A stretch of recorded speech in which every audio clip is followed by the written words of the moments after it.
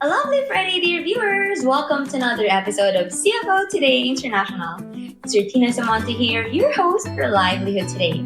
It's been a while. We prepared a very exciting episode for all of you as our featured guest from the Ecclesiastical District of Los Angeles County, California, will surely leave us craving over mouth-watering baked goods and pastries. Let's get to know her and her livelihood story and learn how she was able to put up her own bakery and grow it into a successful business. Let's watch the story of Sister Edlyn Nicolas. My name is Sister Edlyn Page for Locale Congregation of Burbank, District of Los Angeles County. I'm a booklet member, and I run and operate the Whirly Bakery here in the heart of downtown Los Angeles. Our bakery is unique in that it specializes in small batch artisanal pies and what we call thickies or thick cookies. Because our shop is what is referred to as a micro bakery, our main storefront is a kiosk in the middle of the Far East Plaza here in Chinatown. On this episode of CFO Today International, we will be exploring the life of one of our brethren who runs and operates a successful bakery right here in Los Angeles. She will take us through here day to day, teach us a few tips on how to become better bakers, and share with us her inspiring story of how dedication to hard work and to her duties in the church have led to many blessings and much success in her life. Welcome back, one and all, to sunny Southern California. We've shown you some of our favorite places in and around the Los Angeles area. Today, our episode will be a little bit different. Yes, there will be food, and yes, there will be fun sights and inspiring stories. But today, we'll be focusing our attention on one of our sisters here in the Los Angeles County, who started with a dream of baking and grew into a successful business that was able to flourish and flower. Get it? Flower? Sorry, I didn't write this. But let's meet our beloved Sister Edlyn Nicolas, who runs and operates an innovative and popular bakery right here in downtown LA. A day in the life, baking ends meet.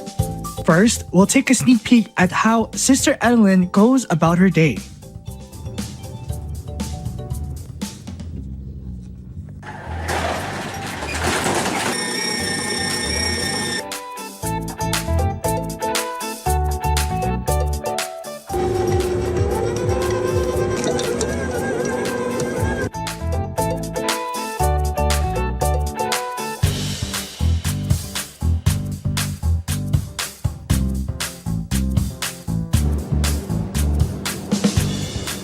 Dreams come true.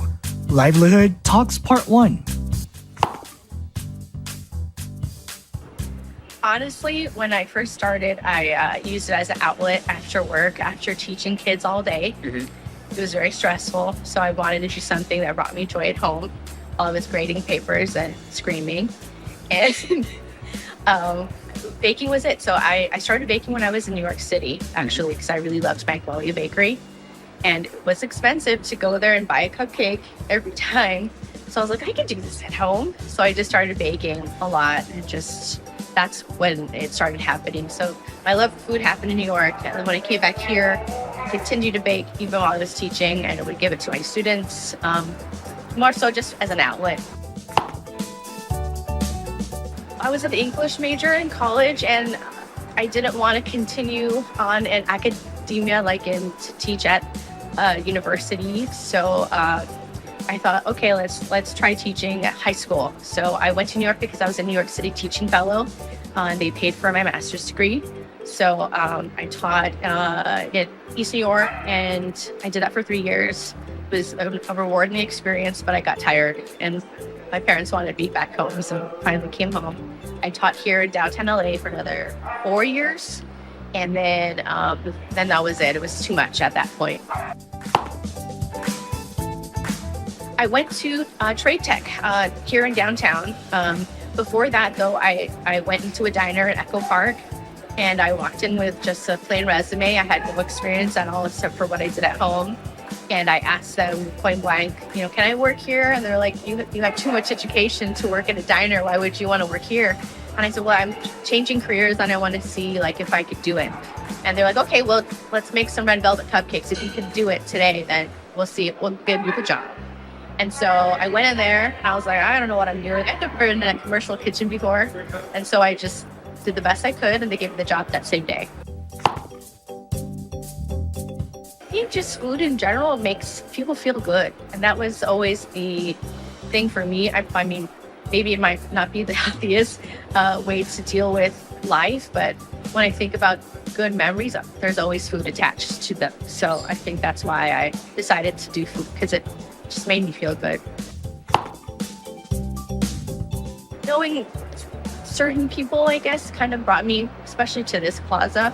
I have a cousin who introduced me to Chef Alvin Kaiman, and he tried my pies back in 2019, right before the pandemic.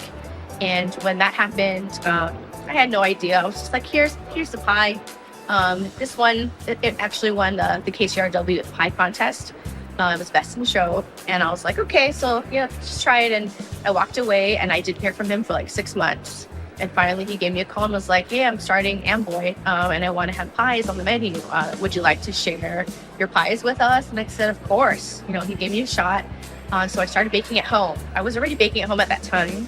And I was dropping off orders like from Instagram at Starbucks. People would meet me in the parking lot. And that's how I got started. But then once I started bringing pies to his burger shop, things started really taking off at that point, because I was able to get a storefront. It just all fell into place one after the other.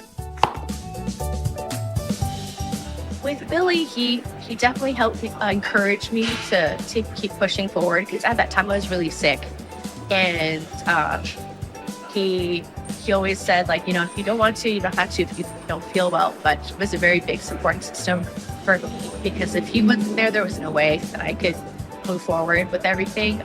Also physically, he helps me, like, he does the day-to-day, like, grocery shopping for the store.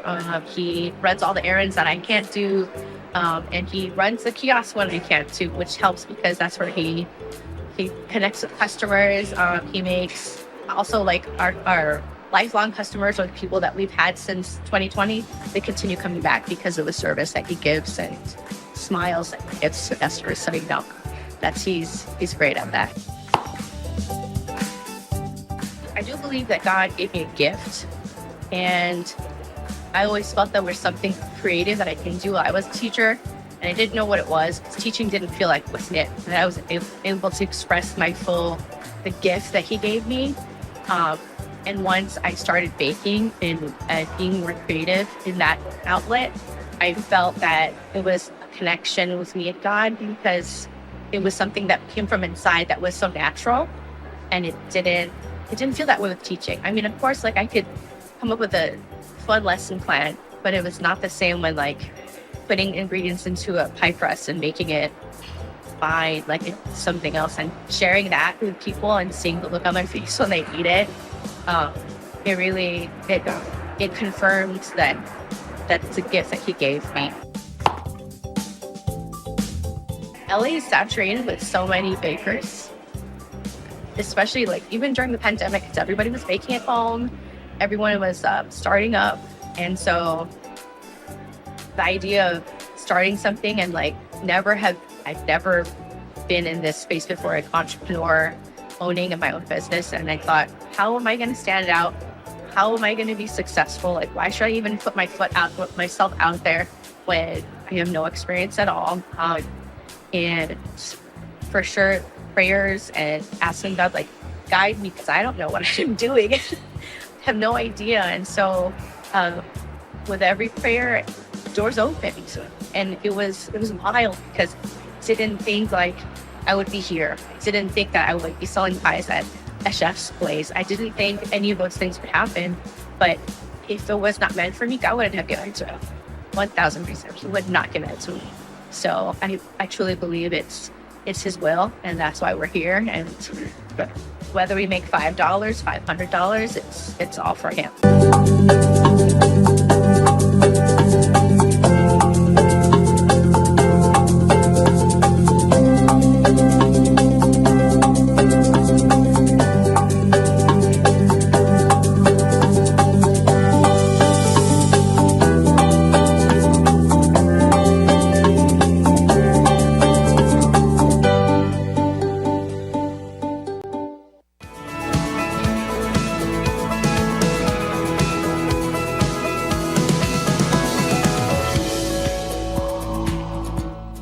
And now, it's time for today's game challenge, Whisking It All. 3 participants will be each given 1 cup of heavy cream, a mixing bowl, and a whisk.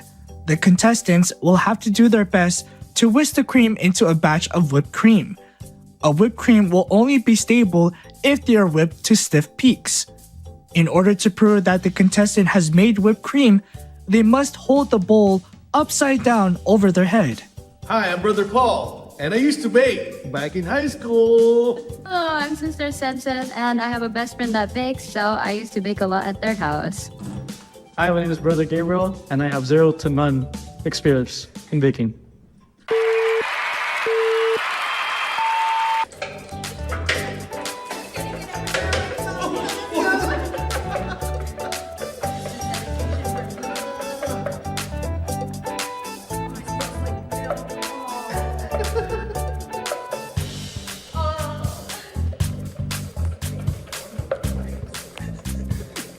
This is getting nowhere. I thought you used to bake every day. Some trash talking. That was back in high school too. Oh, Brother God is using the table for a little leverage. That's right. That's a good strategy. Remember to whisk this way, like, don't mix, like, trying to get air into it. My arms are ready. Say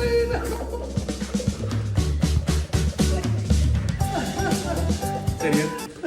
I'm sweating. Maybe it's getting in there. Getting sweat in there. Are you excited to hold it upside down over your bone, Brother Paul? No! I am not looking forward to it, bro. I'm just waiting for one of them to finish. It's working. What did you say, Bob? What did you say? It's working. It's working. It's working. My arm is numb. My arm is numb. Is this a trick game? Do we need to work together? Maybe I could just... Oh, ready? No, I'm just kidding. Try it out. Oh, you guys are getting good. I'm using my left hand. Brother God is using a strategy to turn the bowl instead of your arm. Oh my goodness. Doing some work. It's getting- Oh, Am I even whisking at this point? Oh, whoa. okay. That's getting whipped creamed. Should have warmed up before.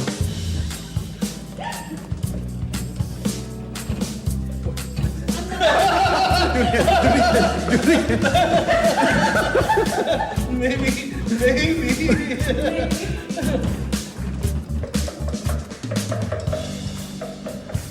Shout out to all my homies. Wow! Oh, Sam! Wow! Go, try it. Shout out to Try it. I think you can do it. I think. Try it. Try it. Yeah! Livelihood Talks Part 2, Help Needed. We've asked brethren to submit baking questions, and Sister Edelyn will answer. Okay, this question comes from Steven. Why use unsalted butter? I only have regular salted butter. Well, Steven, if you want to control how salty or how not salty something is in your recipe, you would use unsalted butter. That doesn't matter to you, you can always use salted butter. Next question is from Ivan. I don't like coffee and the recipe I'm using uses espresso. Do I need to add it? Honestly, no. I mean, if you don't like espresso, you don't have to use it. A lot of times espresso is used to enhance the flavor of the recipe, but if you don't care for it, leave it out. Next question, this is from Christine. All-purpose, bread, cake, it doesn't matter what flour I use. Depending on what you're making, Christine, all those flours have different protein contents. And so if you're making, let's say a cake, for example, that has really low protein content, so it'll make your cake very tender. If you are making bread, you would want to use something with high protein content so that your bread will be stretchy. If you are just making muffins or brownies, all-purpose works fine. This question's from Miguel. How do I make my cookies thicker? Great question. So with that, you can add more garnishes like more chocolate chips, more nuts, anything that will make your cookies thicker by adding more garnishes in there will help to keep your cookie from being flat. This question comes from Ashley. Halfway through a biscuit recipe, I realized that I don't have buttermilk. Can I just add butter and milk? Well, Ashley, to make buttermilk, all you need is milk and some acid. So you can take, let's say, a cup of buttermilk, take out 1 teaspoon, and then you would add a teaspoon of an acid of your choice. So you can use lemon or vinegar, and you would let it sit for like 10 minutes, stir it up, and then you have buttermilk. So you don't have to buy a whole carton. This question comes from Jay in Eagle Rock. Do I really need to wait for all my cold ingredients to come to room temp? Okay, so depending, let's say you're making cookies and you would need your butter softened, you can put it in the microwave for 5-second increments until it gets soft. Just make sure it doesn't melt. This question comes from Elaine. Measuring cups versus measuring spoons. Can I just use the cup? Well, if you need to measure, let's say, a teaspoon of baking soda, I wouldn't recommend using a measuring cup for that. So you definitely would use measuring spoons if you want to be accurate, because baking is an accurate thing. So you don't want to make sure, you don't want to make a mistake by just eyeballing it. This question comes from Billy. What in the world is gluten? And how can something be gluten-free? So gluten is when you add flour, or wheat flour rather, and moisture, and you mix it. And by mixing it makes gluten strands. And when you want something to be gluten-free, you would use a flour that does not have wheat. So potato starch, tapioca starch, rice flour, those don't have any wheat in it, and that would make it gluten-free. This question comes from Andy. Why didn't my bread rise? Sorry, Andy. Probably because your yeast was dead. So you should have checked on your yeast before you added it to your bread by mixing it with some warm water to see if it bubbled. If it didn't bubble, then your yeast is dead, and that's why your bread didn't rise. Finally, this last question from Sean. Why does my pie dough keep sticking to the counter? Well, good question. That's because your dough is too warm, and that, or also there isn't enough flour on your bench or your table to keep it from sticking. Hope that helps. Next up, we'll show you that baking is easy as pie.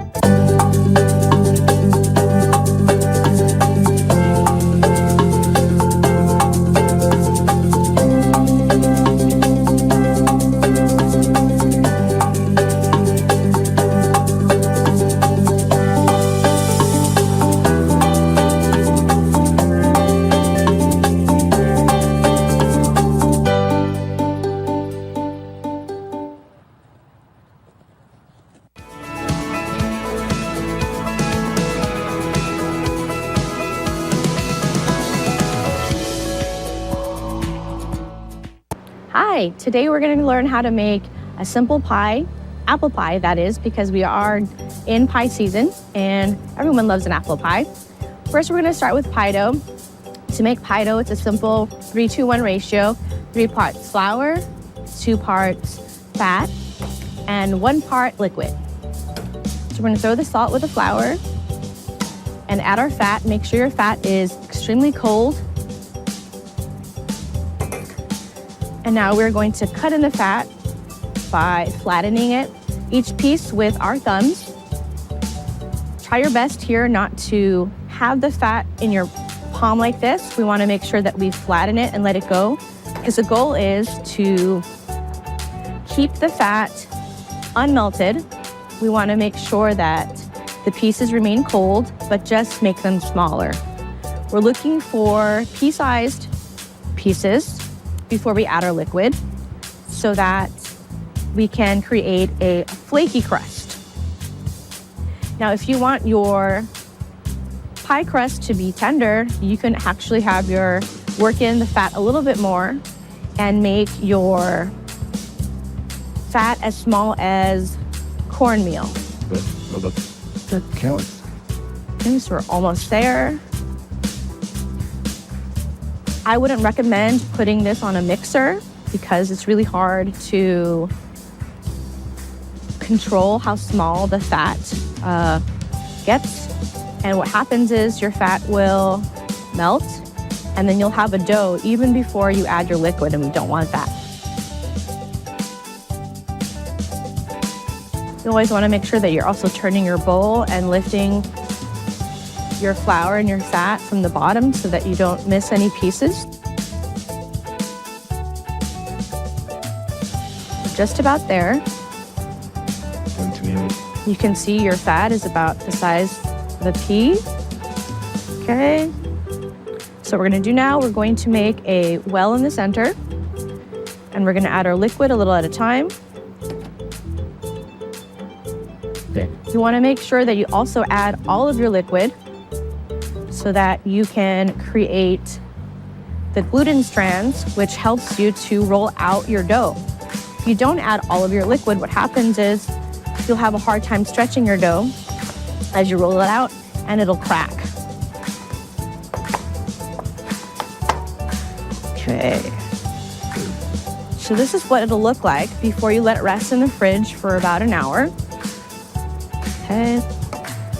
It'll look like kind of like a rough mess, but it's going to come together as it rests in the fridge. You should be able to see some fat pieces in here also. Okay, so we're going to flatten this out. Oops. To make this a little bit more flaky, we're going to cut it in half, put it on top of each other, cut it in half again, put it on top of each other. This creates more layers in your pie dough to make sure that it's going to be extra flaky.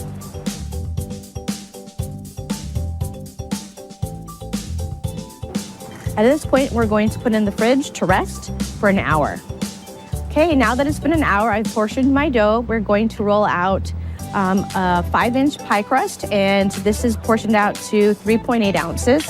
First, we're going to take our flour, and we're going to dust our table. And it is a ball, but to make it easier to roll it out, we want to flatten it into a disc. Roll up the sides with flour. Okay, you don't want to add too much, just enough so it doesn't stick to the table. You're gonna take a rolling pin. If you've never rolled pie dough before, you wanna make sure that you put even pressure on your dough. Okay, I'm only gonna roll it one way, forward, and then I'm going to turn my dough. It's really important that we turn our dough every time we roll so that it doesn't stick to the table, okay? Then I'm gonna turn it over and continue the same motion. Roll and turn, roll and turn. And as much as possible, we want to keep the shape of a circle. And what we're looking for is about 2-finger width of space. We're going to take our pie tin and we're going to put on top upside down. And if there's 2 fingers around, then it's ready to put into our tin. So we're almost there.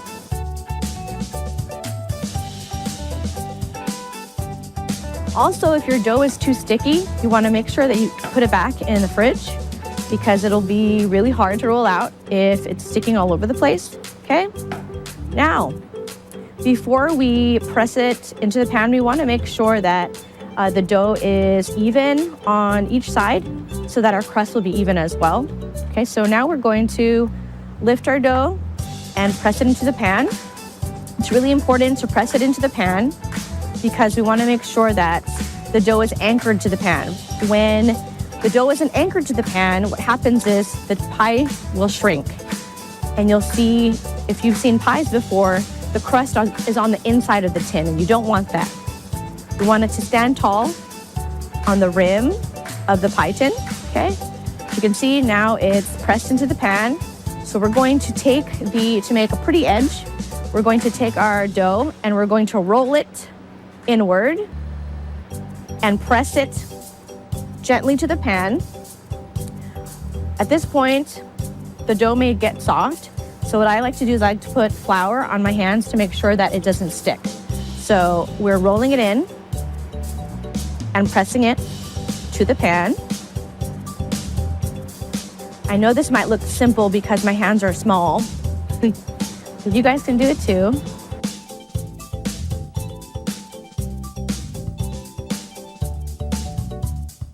Notice too, I don't trim any of the dough. Ideally, it can all fit, but if it's too long, you can always trim a little. Now that it's all rolled under, I go around one more time to make sure that it's pressed to the pan and to also make sure that the top is even all around. So now we're going to crimp our pie shell. So we're going to take our pointer finger and our thumb and another pointer finger, and I'm going to press inward and then pinch. I'm going to continue around, doing the same motion. Okay, sometimes it sticks, put some flour. Awesome. So here's your pie crust. What we're going to do now is we're going to let it rest for about an hour in the freezer, and then we're going to egg wash it and par bake it. Okay, now that it's been an hour, our pie crust is nice and cold. We're going to egg wash it so that it has a nice brown sheen when it comes out of the oven. Here I have yolk and cream. You could always do whole egg or whole egg and water, whole egg and milk, depending on the kind of finish you want on your pie crust. So I am egg washing on the inside. Okay, and we're going to also egg wash on the outside as well. You want to make sure you do this quickly because you don't want your pie dough to get soft. Okay, and then we're going to add a parchment paper and some baking beans inside. So you can use parchment and you can put pie weights, whatever you have. You can put rice if you don't have beans. Okay, we're gonna put in the oven for 15 minutes. It's been about 15, 20 minutes. We're taking our pie out. So we're looking for a golden crust on the outside. Okay, and we're going to remove our baking beans. Okay, and when you look on the inside, it should look opaque, not see-through or translucent. And now we're going to add our filling. The point of doing this part of making an apple pie is so that we don't have a soggy bottom. What that means is a lot of apple pies have wet bottoms because there's too much liquid. And when you par bake your shell, before you do that, it ensures that you have a very solid crust. And it's crispy instead of it being soggy. Okay, so now we're going to add our apple pie filling. I made this earlier. Sorry, I don't have time to show you. But we're going to fill our apples into our shell. We want to make sure that it's a little bit above our crust because when it bakes, it's going to shrink. Okay. That's it. And then we're going to add our streusel. And we're going to bake this for about 35 minutes at 375. Here's the finished product. It's been out of the oven for about an hour now, so it's cool enough to hold. It's great with a scoop of ice cream, or you can just eat it plain. Enjoy. Thank you all so much both for joining me and our district today to learn a little bit about Lulu Bakery and the work that goes into operating this kind of business. I have been so blessed by God to be able to operate a business that is popular, allows me to earn a living, and still affords me time to perform all of my duties in the church. It may be difficult at times trying to find that perfect balance between our duties, our jobs, our families, and ourselves. What this journey has taught me is that when you place God first in your life, it will surely guide you and help you overcome any obstacles in your faith. So for those brethren who have a fascination, passion for something that you love, pursue it to the best of your ability. You never know, that interest may grow to become a talent that you can use to gain a new office in the church. Or in my case, it can become a blessing and a career that I truly love and consider as a gift from God. In baking, one must not be afraid of making mistakes, as baking is both an art and science. It takes practice to perfect. Embrace the process, experiment with flavors, and most importantly, have fun. Thank you, Sister Adeline, for sharing your wonderful and inspiring story with us. And to our dear viewers, we hope you were inspired by our featured story today and got a better idea of what it is like to run your own bakery. Always remember to put God in control of your business and in every aspect of your life, as it will surely give you an overwhelming sense of peace. This has been Sister Tina Samantha. Thank you for watching. See you next time.